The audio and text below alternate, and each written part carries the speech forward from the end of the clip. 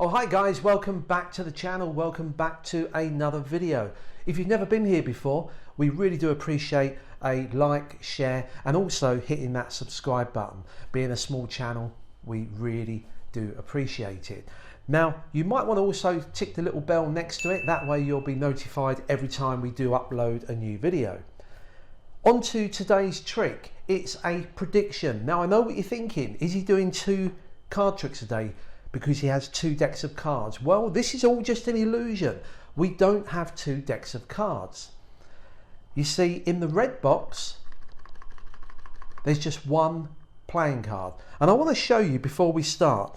It is my prediction card. You see, I had a premonition and I decided to put a prediction card in. There it is there. I'm not going to show you the face, but I do want to show you that the box is empty. Okay, and we're going to put that in the box, leave it there in full view throughout the trick. The other pack, however, is a regular deck of cards, and you're going to choose a card from here. Just a regular deck of 52 cards, and you're going to pick any one of them. It's an absolute free choice. But before we do that, it does help if we give the cards a quick shuffle. As I said, you're going to call stop in just a moment, and wherever you stop, you're going to have the card that you stop on, and it can be any of the cards in the pack. So just call stop. There, you're happy there? Want to carry on? No? There is the card that you've stopped at. Let's just take a look. Okay, not a particularly high card, the 7 of clubs. But in fact, let me just show you the cards. I forgot to show you the faces. But I do want to show you that it is a random mixed deck. We've shuffled them. There's no groups of cards together, no blocks of colours, number values. And you picked your card from roughly the middle. If you'd gone a bit further, you would have had one of these. If you'd gone a bit earlier, had one of these. Absolute free choice. Are you happy with that card, the 7 of clubs? The amazing thing is, I made a premonition, and it's been in full view all the time. If we take a look, you're not going to believe this, but the card that I saw earlier was indeed the 7 of clubs. There's nothing else inside. It is my predicted card, as you can see. Now, I think you'll find that that is a pretty good prediction effect. Are you impressed? You are. Now, remember, I said that I wanted to do something that was impossible. I'm going to take my prediction card, I'm going to put it back into the box like this, and we'll leave that on the table. Your card goes back where it came from. You see, what we're going to do is to go one step further. As well as a prediction, I want to do a transference. Watch. It doesn't look much, but my card is now here and your card is here. Impressed? Yeah, well, let's prove it. If we spread the cards, you'll see there happens to be 1 red card in the pack. All the rest are blue. Not only that, it's not just any red card. It happens to have the words predicted on there. Let's take a look at the card that I returned to the box. It is now a blue backed card. There is absolutely nothing inside the box. This is the impossible. You see, this really is my original prediction card, and this is your chosen card. A perfect transposition of cards from one place to another, and you can examine everything, the box, the cards, and the pack. Till next time, practice and enjoy. So here is the tutorial for this great little card trick. Before you carry on watching the tutorial, did anyone work out how the transposition, how the prediction all worked? If not, maybe just as a bit of fun, you might want to go back and watch it again and see if you can work out how it was achieved before you watch the tutorial. If you don't like playing that type of game and you just want me to show you the secret, show me the secret, then here it is. It is a very simple trick. In fact, this is a basic card trick that I've kind of added to. The original appeared in our book that is through Amazon called Totally Magic that came out several years ago and was republished again last year. It's got a load of simple kind of beginner tricks. So there's nothing outstanding in terms of technical ability in this book. It just has some basic card tricks which we call sidelines, ones that you carry around with you and can do impromptu. So this originated from that book called Prediction Impossible, and I've been performing that the last few weeks to friends and family since the lockdown of COVID has been eased here in the UK. I've been performing that, and the other night I sat down and kind of thought, can I kind of improve on it? And that's where this signed card came up from. So let's get straight into the tutorial. First of all, what do you need? Well, you definitely need a blue deck of cards or red. It doesn't really matter what is going to be your main deck, okay, red or blue. I prefer to use blue. You also need a red deck of cards, but you don't need the whole pack. This is what you do. You're going to take a card that you're going to force onto them, as if you didn't realise that the 7 of clubs was forced onto the spectator. So you do need to force a card. I've gone for the 7 of clubs. You can pick any card you like. Once you've decided on the card you want to force on them, you take that from the red deck and you can write the word predicted or premonition, or you can even sign it. Okay. You then need to remove from the blue deck the identical 7, okay, the 7 of clubs from the blue deck, and there's one other red backed card you're going to need here. Now can you see I've got 2 identical red backed cards that have been written the same? That's what you need. Now one of them is the prediction card, the 7 of clubs. The other can be any card you like. Now I will be honest with you, normally I use a picture card here, and you'll see why, because this one has magic sticky tape on it. And as you know, if you're using double-sided tape on a card, it's normally better disguised on a picture card. But this will suffice. I've cut a little triangle out of sticky tape and put it in the middle. Don't forget to touch it a few times just to take the tackiness away from it. Now this here is going to be paired up with the blue backed force card, and these go together. Push them together. You can now handle this card as one card and throw it around the table like that. Now this is going to go into the box. Now the way that I do this is I have it face down and with the flap dropping down like this. It's not essential about the box, I just like to do it this way.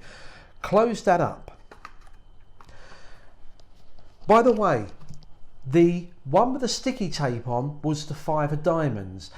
Whatever card you have that sticky tape on, put the duplicate on the face of the blue deck. Okay, so I've got the 5 of diamonds on here. Then you put your false card on the face. That is the predicted red one on there. And you're ready to start. This goes in the box like that. Now what's going to happen is you're going to have to force that card. Now I use the Hindu force, so I perform a Hindu shuffle. Now when I remove the cards, by the way, I let people know that there's a single card, and I do like to actually show them that it is in there. Now once I've shown them this, you'll notice on the routine, just for performance, when I put that back in and close it, I turn the box over.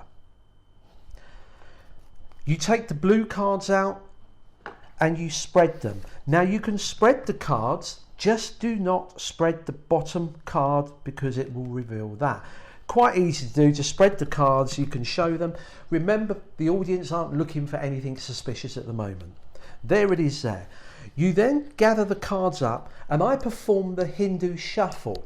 Now, for those of you that are not familiar with that, you can do this just by pulling cards out of the middle and just pulling cards off the top.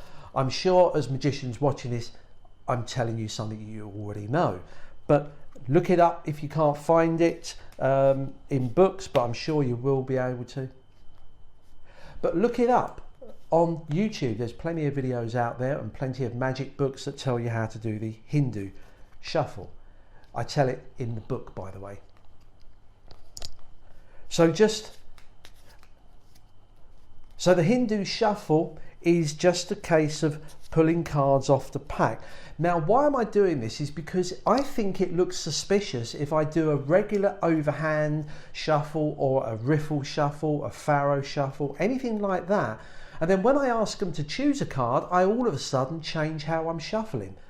So to keep it consistent, straight out the box, I do a Hindu shuffle. But because I'm pulling cards from the middle, I'm not disturbing the two cards on the bottom, the 7 and the 5.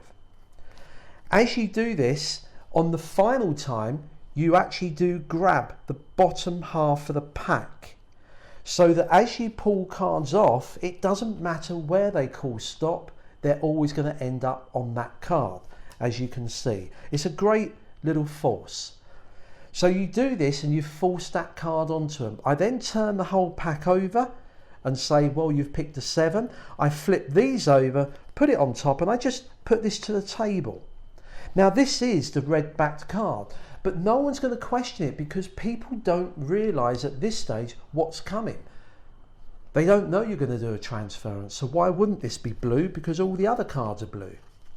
I then spread the pack at this point to show them that the cards are all different. Okay, and I didn't do that at the start deliberately because otherwise people will question, well, we know they're normal, why are you spreading them again? So I spread them to give a reason. There's no groups cluster of cards together. I square them up. Now this is important. Subconsciously people will know that this is a diamond. Magicians will clock that straight away and they will remember that. Okay. I then tend to just say, you did take your card roughly from the middle, and I leave it sticking out like that.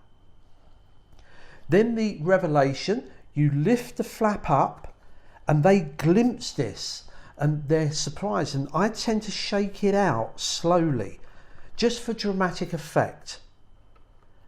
The box is empty. That's what they're interested in. I then put that down with the flap at the top, and you'll see why. I can then turn this over. They saw this at the start, so it looks as though I really do have the ability to predict their chosen card. Now, this is the thing. Remember, this is 2 cards. Let me just show you. Yeah. What I do, there's the 5 there. Watch. As I drop this, I say, now, a prediction is great, but I want to show you something that's impossible. And all I do is I just pick this up. Look at that exchange. There's a 5 of diamonds there. Now, magicians will notice that. The layperson will just see that the picture hasn't really changed. So everything seems clean. It looks as though you just casually put this on to compare it and then pulled it off again, and you're going to return it. Now you're putting just the blue backed card in the box. This way up, close the lid, and then I turn the box over ready for the final revelation. You can now see why I put their card in the pack, because if that was over there, people might get suspicious. Why is he putting the prediction card on top of the pack? I just wanted to look as though I'm just comparing the two and casually saying a prediction is great where 2 cards match. I pick up that 7, leave behind this duplicate card. Okay. I square this up. The trick's done, because now you turn the pack over, you do some mumbo jumbo about transposition. I then spread the cards. Just don't spread the bottom card, so just spread the pack, and there you'll see a red appear. Now straight away, that's a wow factor. Trust me, the audience will take a sharp intake of breath. Wow, what's that? Not only that, but when you say you could, all of these are blue, you spread this and they see that it's got the words that were on your prediction card at the start. Push it out, and then I like to just say, and your card is in here. I open this, they clock this straight away, the blue, shake it out slowly, you got that, the box is empty, and then as a real kicker finish, they really are the cards. And I do this a couple of times and then I swap them to show them visually what's actually happened. Now the great thing about this trick is that everything can be examined. Trust me, because I've been performing this over the last few days to friends, they grab this. That's what they're interested in. They swear blind there's a card hidden in here. They will examine that. But they can examine these, even the deck. The only thing that you don't want them to see is that card on the face. Now you could quite easily, as you throw the box to them, just palm this off or get rid of it, grab the box, put it in your pocket or whatever. It's one card you've got to get rid of. If you don't really feel the need to, you could just say, look, just all these cards, no one's going to notice, there's no duplicates or anything like that. Play it how you want. As I said, this is something I came up with after performing the trick from the book, and I just wanted to give it that kicker finish. Now, you could, I guess, even sign this while performing. So when you show the card at the beginning, here's just an idea, totally offbeat, but when you pull the card out, there's nothing written on the back at all. Yeah, and you could leave that there and then perform the routine, and then before you ditch, let's see how we got this. So it's like this. So before you ditch the duplicate 5, you could say, I'll tell you what, give me a pen, and you put your initials on here. So you've signed it. So you now say, I've now signed my card, there's your card. You've now ditched that. This hasn't got anything on there. And of course, if you had pre-signed this exactly the same initials of your name, then you've got even a better trick where not only do they transition, but it does look as though the signature has gone with it as well on there. I don't know. I'm sure you guys will come up with an alternative way of performing this to suit your own abilities, but it's somewhere to start. Have a little think around this, have a little play around. If you come up with some great suggestions, as always, leave them in the comments and share them among the community here at Totally Magic. Till next time, practice and enjoy.